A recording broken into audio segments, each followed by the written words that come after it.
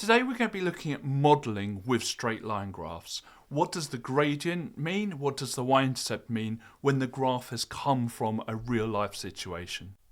It can be really important to track a child's weight as they grow older.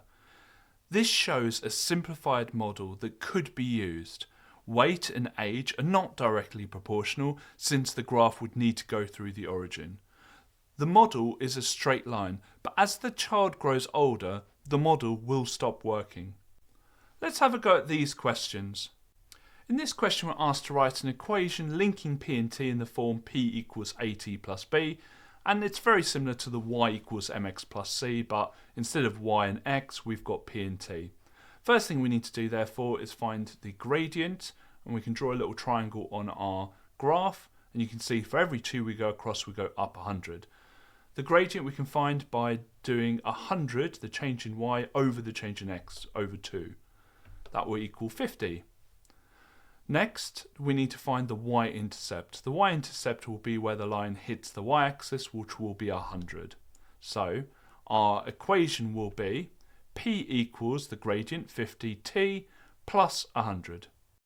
When asked to interpret, the gradient is, for every 1 you go to the right, it's how much you go up. So, A represents, which is the gradient, the annual growth of the village. For every 1 year, how much has the population gone up? So for every 1 year, it goes up 50.